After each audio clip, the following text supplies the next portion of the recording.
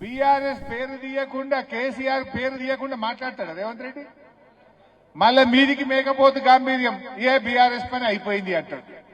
ఓసారి ఎప్పుడు అన్నాడు బీఆర్ఎస్ ఇత్తరం కూడా మొలకెత్తనియ్య అన్నాడు. బిడ్డ రేవంత్ రెడ్డి, బీఆర్ఎస్ పార్టీ ఇది ఒక ఉద్యమ పార్టీ. తెలంగాణ ప్రజల గుండెల్లో పుట్టినటువంటి పార్టీ బీఆర్ఎస్ పార్టీ. నువ్వు మొలకెత్తనియ్య అంటే నీ గుండెల్లో నుంచి 4,000 మంది సర్పంచులు మొలకెత్తిండ్రు రేవంత్ రెడ్డి. ఇప్పుడు 4,000 గెలిచిండ్రు. నీకు దమ్ము ఉంటే, ధైర్యం ఉంటే ఒక్కసారి జెడ్పీటీసీ ఎంపీటీసీ ఎన్నికలు పెట్టు. ఎందుకంటే అందులో కారు గుర్తుంటది. కారు ఉంటే కేసీఆర్ యాదికి వస్తాడు. గుద్ది గుద్దిడిచి పెడతాడు నిన్ను కాంగ్రెస్ పార్టీని. ఆయనకు భయం పట్టుకున్నది, అందుకే కారు గుర్తు ఎలక్షన్ పెట్టలేడు. మీరు అధైర్యపడద్దు. రేవంత్ రెడ్డి ఆపలేడా పైసలు. ఢిల్లీ టు గల్లీ డైరెక్ట్ మీ అకౌంట్లోనే పడతాయి పైసలు. రూపాయికి 85 పైసలు మీ అకౌంట్లకే వస్తాయి. 10 పైసలు మండలం, 5 పైసలు జిల్లా పరిషత్. అవి ఎలక్షన్ కాలే కనుక రావు. ఎలక్షన్ అయింది కనుక సర్పంచ్ల అకౌంట్లోకే డబ్బులు వస్తాయి. కాంగ్రెస్ ఇక దోసాల కంటే ఎక్కువేం ఉండదు. దోసాల తర్వాత ఎప్పుడు ఎలక్షన్ ఎగురుతుంది, కేసీఆర్ గారు ముఖ్యమంత్రి అవుతాడు. అప్పుడు మంచిగా మీ పనులు ఇంకేమైనా మిగిలిపోయినాయి ఉంటా నా బాధ్యత, సునీతమ్మ బాధ్యత, తప్పకుండా వాటిని మీకు చేపిస్తాం.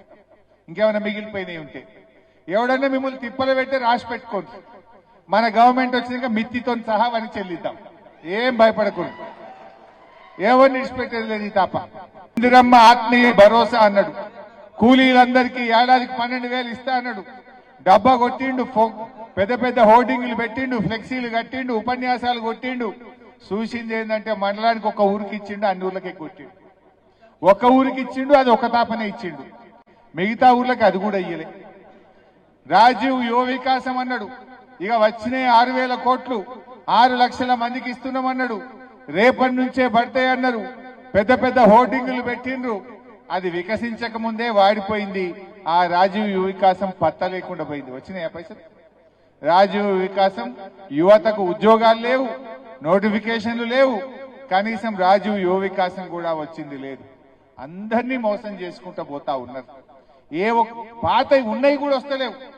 ఇలా ఉన్న పథకాలు కేసీఆర్ కిట్ బంధు, బతుకమ్మ చీరలు బంధు, న్యూట్రిషన్ కిట్ బంధు, గొర్రెల పంపిణీ పథకం బంధు, దళిత బంధు బంధు, ఎస్సీ కార్పొరేషన్, బీసీ కార్పొరేషన్ మూలకే పడ్డది. ఇక కళ్యాణ లక్ష్మి తులం బంగారం అన్నారు. అప్పుడు ఏమన్నారు?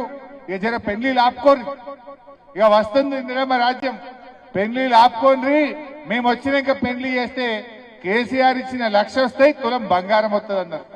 బంగారం అయితే రాలే కానీ ధర మాత్రం 1,40,000 అయింది తులం. పిల్లల ఫీజు రియంబర్స్మెంట్ ఇవాళ 9,000 చదువులకు కాంగ్రెస్ పార్టీ బాకీ పడ్డది. కేసీఆర్ గారు ఉండగా ప్రతి సంవత్సరం 2,500 కోట్లు స్కాలర్షిప్ల కోసం పిల్లలకు ఇచ్చిండు. కానీ రేవంత్ రెడ్డి గారు వచ్చినాక ఎస్సీ, ఎస్టీ, బీసీల స్కాలర్షిప్లు ఆగిపోయినాయి. పిల్లల చదువులు ఆగమైతా ఉన్నాయి. ఆ పిల్లల చదువులకు కూడా ఈరోజు సాయం చేస్తలేరు. ఆనాడు కేసీఆర్ కదా 10 ఏళ్లు కొట్లాడినా తండాలు గ్రామ పంచాయతీలు కాంగ్రెస్ వాళ్ళు చేయలే. కానీ కేసీఆర్ గారు మీ తండాల మీరే పాలకులుగా ఉండాలని మిమ్మల్ని సర్పంచులుగా చేసిండ్రు, గ్రామ పంచాయతీలుగా చేసిండ్రు. ఈరోజు కాంగ్రెస్ వచ్చినాక ఏమైనా ఇచ్చిందా? కేసీఆర్ 10% రిజర్వేషన్ ఇచ్చిండు ఎస్టీలకు. తండాలు, గూడాలు, గ్రామ పంచాయతీలు చేసిండు. ఇవాళ మంచి రోడ్లు వేసిండు, మంచి నీళ్లు ఇచ్చిండు తండాలకు. కానీ ఇలా కాంగ్రెస్ వచ్చినాక మా ఎస్టీలకు ద్రోహం చేసింది కాంగ్రెస్ పార్టీ. కనీసం లంబాడీలకు మంత్రి పదవి కూడా ఇయ్యని పార్టీ కాంగ్రెస్ పార్టీ. ఇలా కాంగ్రెస్ వాళ్ళు ఏం చేస్తున్నారు? ఏదన్నా మంచి పని ఒకటన్నా అయిందా? అందాల పోటీలు పెడతారు. ఎవరికి పనికొస్తాయి అందాల పోటీలు? 100 కోట్లు ఖర్చు పెట్టి అందాల పోటీలు పెడతాడు రేవంత్ రెడ్డి. 100 కోట్లు ఖర్చు పెట్టి ఫుట్బాల్ ఆడతాడు రేవంత్ రెడ్డి. నువ్వు ఫుట్బాల్ ఆడితే మాకేమొస్తుంది? నిన్ను ఫుట్బాల్ ఆడే రోజులు దగ్గరలోనే ఉన్నాయి బిడ్డ రేవంత్ రెడ్డి. నువ్వు ఫుట్బాల్ ఆడు కాదు, నిన్ను ఫుట్బాల్ ఆడతారు తెలంగాణ ప్రజలు. ఎందుకంటే సింగరేణి పైసలు 10 కోట్లు, సిఎస్ఆర్ పైసలు 100 కోట్లు, గవర్నమెంట్ పైసలు 5 కోట్లతో స్టేడియం కట్టి ఈయన ఫుట్బాల్ నేర్చుకుంటాడు. ఎవరికి కావాలి?